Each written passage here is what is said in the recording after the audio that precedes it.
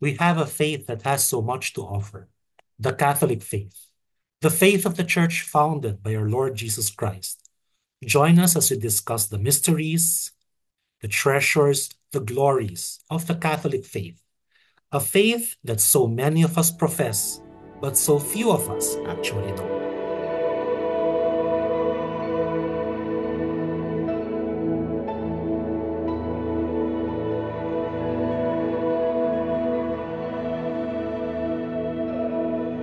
Magandang gabi po ulit sa inyong lahat. Ako po muli si Carlos Antonio Palad, nagbabalik dito sa Faith Watch sa aking palatuntunang Voices of Faith. Malapit na po ang piyesta ng Kristong Hari, which is on the last Sunday of the liturgical year. So this year, ito po ay on November 24. And then on December 1, we start with Advent. And alam naman natin siguro lahat na si Kristo ay isang hari, pamilyar sa atin, sa ating mga Pilipinong Katoliko, yung imahen ng ating Panginoong Hesukristo, on the throne, usually Christ, our Lord Jesus Christ as the Sacred Heart, nakaupo sa isang trono, minsan may suot na corona o may dalang scepter or may corona sa kanyang paanan. At marami sa atin marahil ay naiintindihan on an instinctive level na si Kristo ay isang hari dahil siya ay Diyos. Tao at Diyos. At bilang Diyos, siya ay hari natin. Hari sa ating mga puso, hari natin sa mundong espiritual, pinuno ng simbahan, the true head of the church. So in that sense, he is also the ruler of the church. No? So in that sense, naiintindihan natin na siya ay talagang isang hari.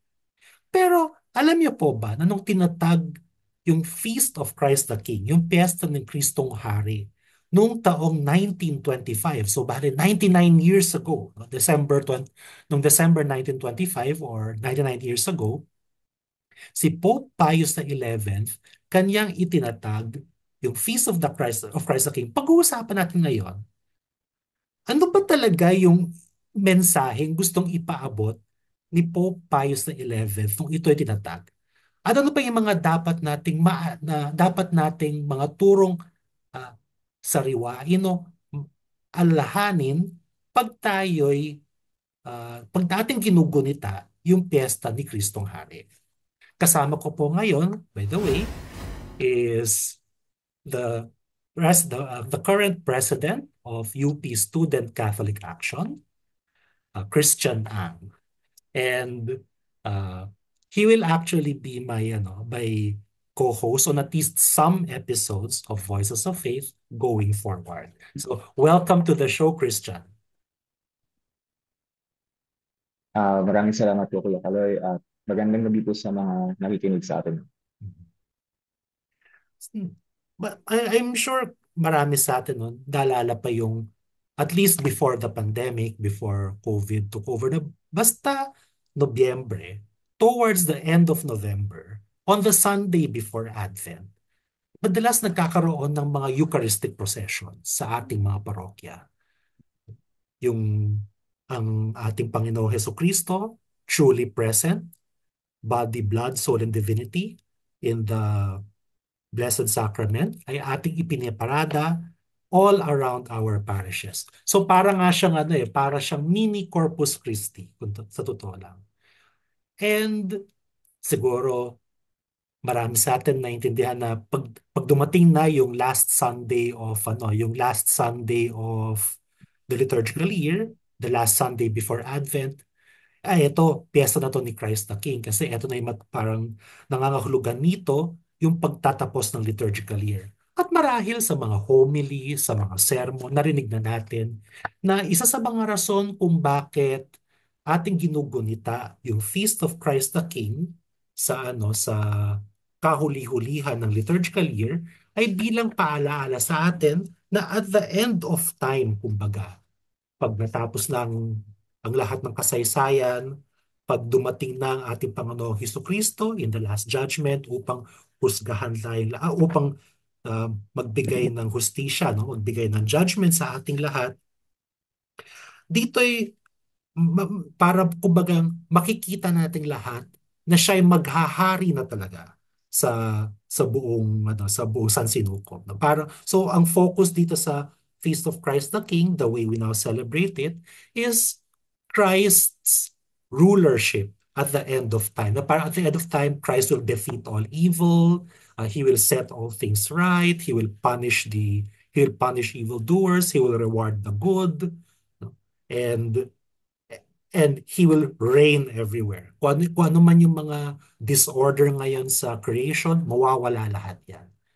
Pero nung tinatag yung Feast of Christ the King noong taong 1925, baka magulat po tayo, hindi lang yun yung mensaheng gustong iparating ng simbahan nung panahon na yon. Ang gustong pag-usapan ng simbahan ng panahon na yon ay tinatawag na social kingship of Christ the King. Yung social kingship of Christ the King, in short, is yung ating paniniwala. Kasi paniniwala pa rin po natin ito bilang mga Katoliko. Hindi po ito tinanggal, hindi po ito nawala, kahit na hindi masyado na pag-uusapan. Hindi po ito tinanggal, hindi ito nawala kahit sa Second Vatican Council. Ito'y turo pa rin po ng simbahan na si Kristo, ang kanyang kaharian ay hindi lamang sa mga bagay espiritual, kundi sa mga bagay din na patungkol sa buhay na ito. Itinatawag natin na temporal sphere. No? So, ibig sabihin, yung paano tayo mabuhay dito sa mundong ito, yung mga batas na the laws that govern us, the way na society is ordered, yung kumbaga yung ano natin, yung lipunan natin, kahit yung buhay natin sa mundong ito, yung buhay natin bilang mga mamamayan, yung ating political systems, dapat lahat yan ay pinaghaharian din ni Kristo. Kasi yung pagiging hari ni Kristo ay kaharian sa lahat ng bagay. At ang ibig sabihin nito is yung ating mga batas at yung ating mga batas, yung ating ekonomiya, yung ating mga sistema ng buhay sa lipunan ay dapat sumusunod sa turo ng ating Panginoong Hesukristo na nakaloob sa Ebanghelyo at kanyang binibigay sa atin sa pamamagitan ng kanyang simbahan. To cut the long story short, when the church teaches that Christ the King, it teaches that Christ is King in all things, including the temporal and the political sphere.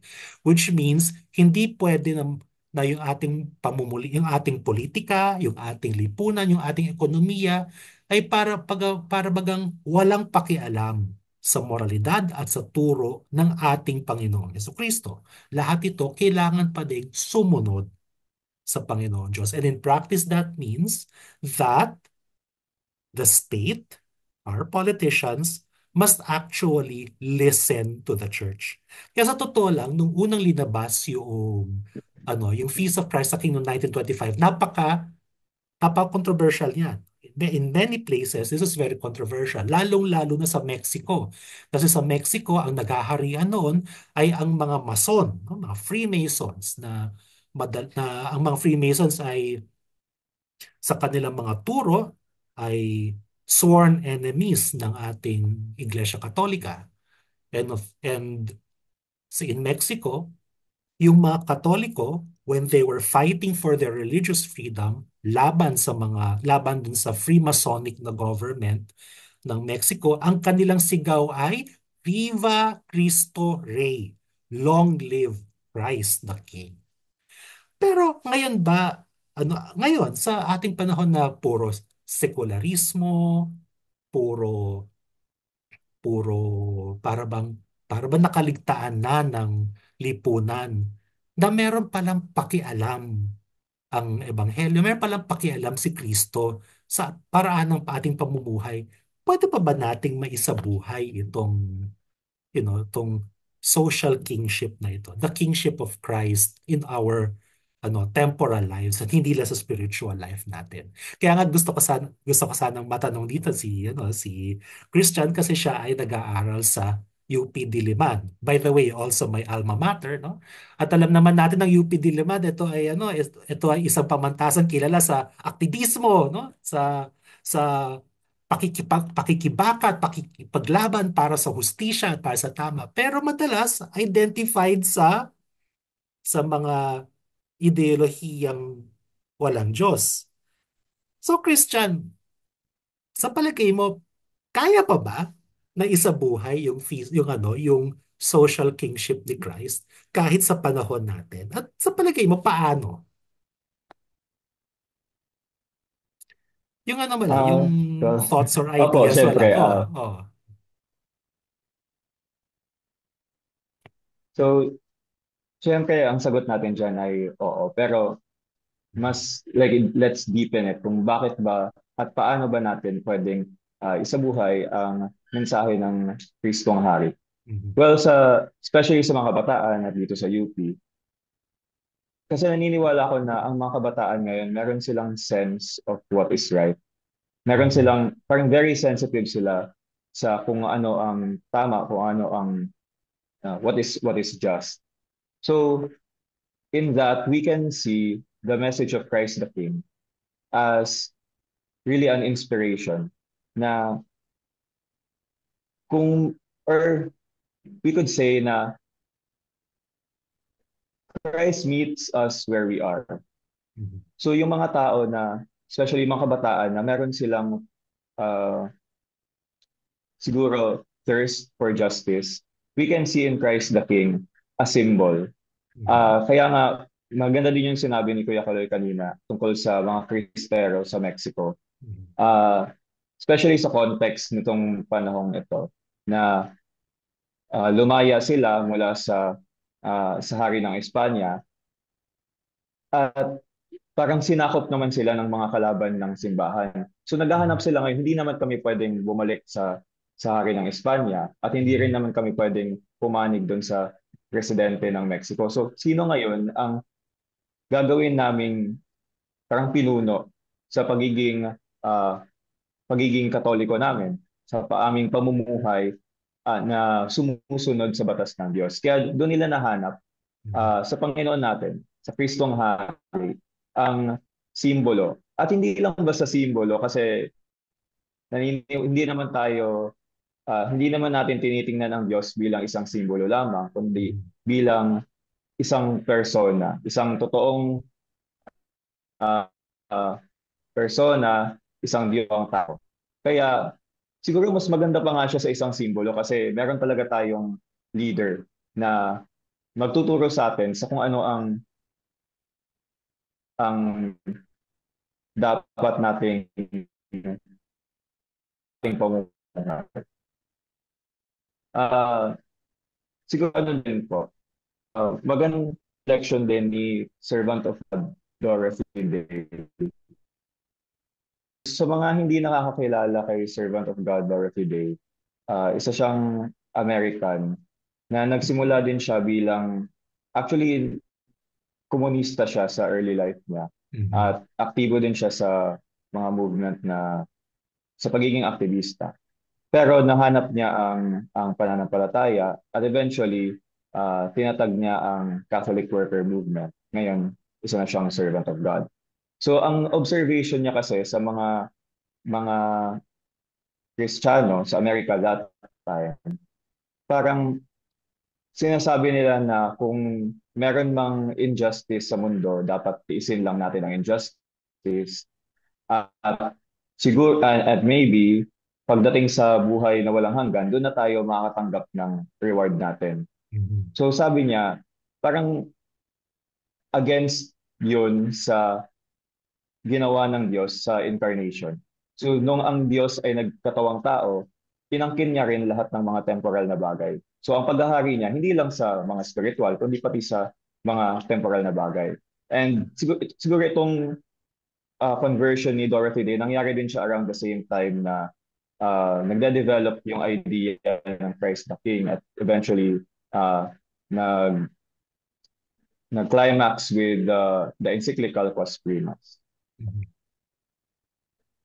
Salamat. Gusto ko lang basahin isang passage mula sa mula sa Old Testament, the book of the prophet Daniel chapter 7, verses ano 13 and 14. Although ito nasa Old Testament, this actually describes Jesus Christ, our Lord Jesus Christ, the second person of the Blessed Trinity, the Son of the Father, the only begotten Son. Dito sabi ni Daniel, chapter 7, verses 13 to 14. I saw in the night visions, and behold, with the clouds of heaven there came one like a son of man. And he came to the Ancient of Days, and was presented before him. And to him was given dominion and glory and kingdom, that all peoples, nations, and languages should serve him. His dominion is an everlasting dominion which shall not pass away, and his kingdom one that shall not be destroyed. Pinoint out ni Pope Pius XI na yung pagbibigay dito sa Son of Man, sa of course kay Cristo, to the second person, to the Son of God, the second person of the Blessed Trinity, the Word incarnate, yung pagbibigay sa kanya dito ng dominion and glory and kingdom ay binibigay sa kanya hindi lang bilang isang Diyos, kundi bilang isang tao rin. So yung kingship niya, he is king both in his divinity and in his humanity. At alam naman natin lahat bilang mga Katoliko na we are taught to see Christ, to see Christ sa ating mga kapwa, sa ating mga kapatid, sa ating mga kapwa-tao, in our neighbors. So, may iniisip ko minsan, when we see Christ in our neighbors, no, we are not just seeing him as in an abstract way or what another Christ, or we're not just seeing him as we're not just seeing uh, Christ as kumbaga, as the poor man of Nazareth. We are seeing Christ the King in our neighbors. And when we think about that, nakikita natin yung duty natin to really love and honor our fellow men here on earth, even here on earth. And that's not consonant, that's not consistent with with treating them like dust or being indifferent to their suffering and to their concern. Yun lang naman, naisip pala naman. Uh, pero thank you for what you mentioned about Dorothy Day. So, nabanggit mo kanina na yung mga many young men today, they have a thirst for justice.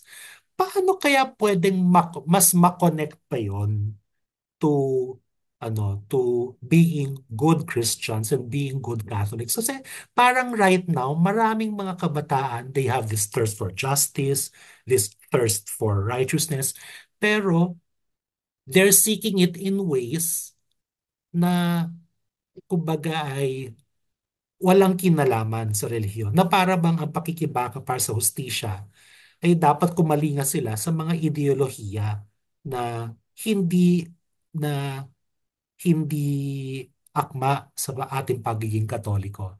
So it's in your experience, do you know of young people today na like Dorothy Day turned away from ideologies, mga godless ideologies, kumbaga, and then turned back to Christ and His Church? May mga uh, ganun ka bang naobserbahan or na-experience so far?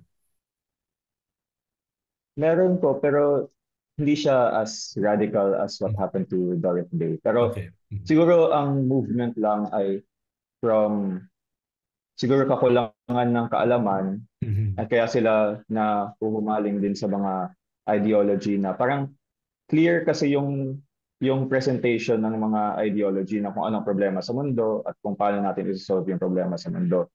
Pero sila, hindi nila nakakita na yung simbahan pala, meron ding diagnosis sa kung ano ang mali sa society natin at kung paano Mhm. natin ito itatama. Mhm. Kaya no, pag na-expose sila sa tinatawag natin na Catholic social teaching, Mhm. doon nila nakakita na yung simbahan pala hindi siya puro dasal-dasal lang. Hindi siya about spiritual things lang. Hindi siya aloof sa buhay natin. Meron pala siyang sinasabi tungkol sa mga naranasan natin ngayon. Kaya yung syempre especially mga kaibigan ko sa UPSCA, dahil may mahaba kaming tradisyon ng uh, pag-aaral ng Catholic Social Teaching, marami talaga sa kanila na nagkaroon ng mas deeper appreciation sa pananampalataya natin. Uh, dahil parang nakikita na nila na hindi siya opposed. Yung paghahanap nila ng hostisya, hindi siya opposed sa kung ano ang tinuturo ng simbahan. Bagkus yung simbahan pa mismo ang may very rich tradition of Catholic social teaching. Na I think yung Quas Primas siguro pwede din natin siyang ilagay doon sa category ng Catholic social teaching. Mhm. Indeed, indeed. Uh, and yung mga turo ng mga Santo Papa, parang ano din siya, parang yung Quas Primas nagsisilbing ano lang siya, siguro ano ba, like seed. Mhm. Tapos nung uh, from that, nagbunga siya into these different teachings tungkol sa kalagayan ng lipunan. Mhm. Yun nga, may kasabihan nga na Catholic social teaching is one of the best kept secrets of the Catholic Church. It's a bit of an irony kasi on one hand, di ba, may mga nagsasabi, nagrereklamo na ang Catholic Church daw, lalo na sa Pilipinas, masyadong nahilig sa politika, masyado na daw aktivista, masyado nakakalimutan yung pagiging yung spirituality, masyado nagfo-focus on the environment or strictly political issues, ganyan. On the other hand, marami rin mga Katoliko na walang, para bang ang pagiging Katoliko is hanggang ano lang, hanggang sa pagdadasal nga at pagsisimba lang.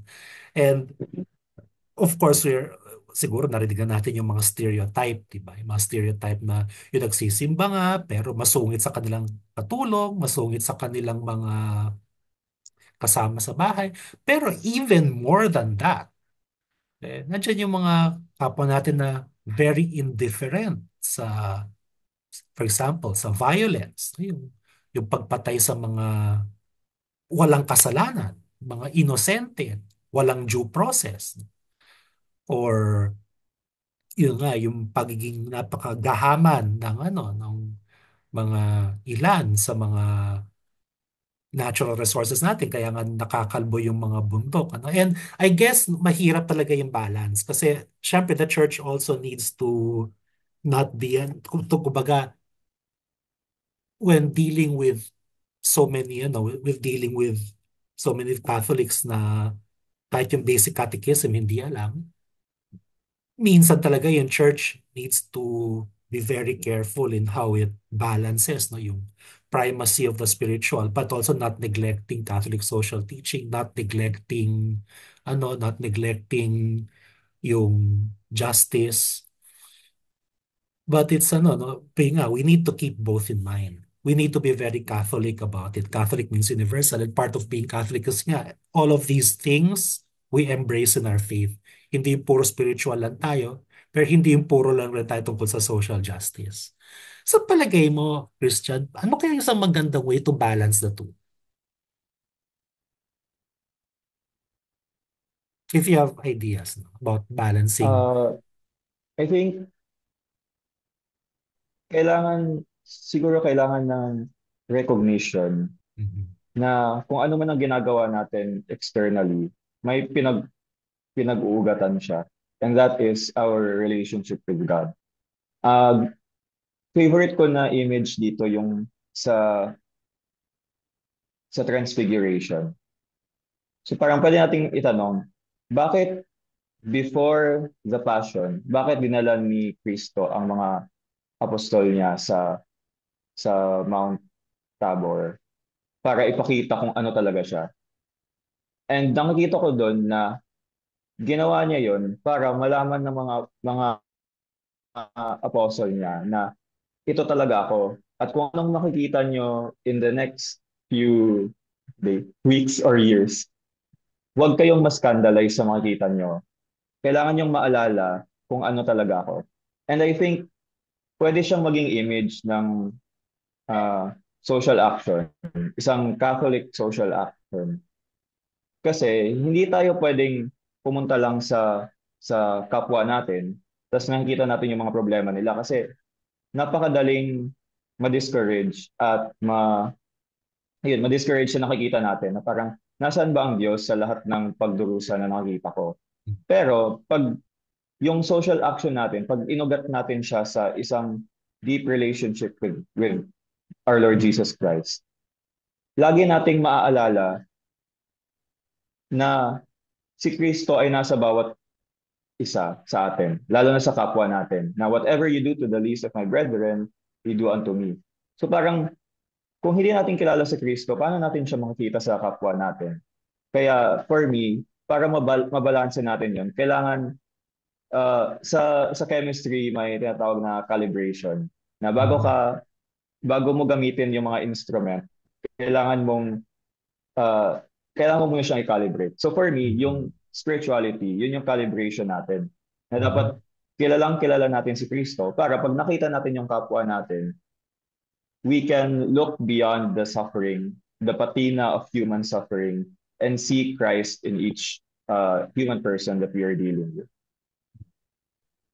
Yun, that's a wonderful uh, that's a wonderful reminder para sa ating lahat, yung calibration.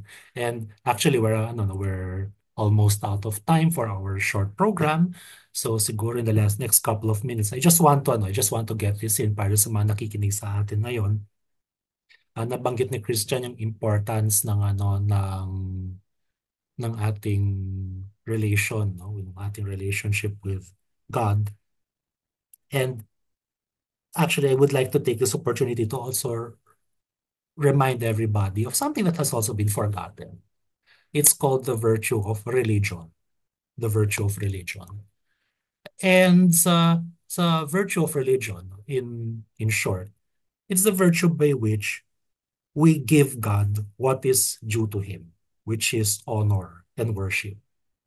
Lahat tayo bilang mga tao ay dapat na magbigay ng pagsamba at ng pagsamba sa ating ng tamang pagsamba sa ating Panginoon at dapat natin siyang parangalan bilang Panginoon. Kaya minsan may maririnig kayo, 'di ba, yung sasabi na hindi nagsisimba pero may kinikilalang Diyos. Actually, mali yun. Kasi kung ayaw mo magsimba or hindi ka nagsisimba deliberately kasi feeling mo okay ka naman na mabuting tao ka naman, the fact of the matter is, hindi mo kinikilala talaga ang Diyos bilang Diyos.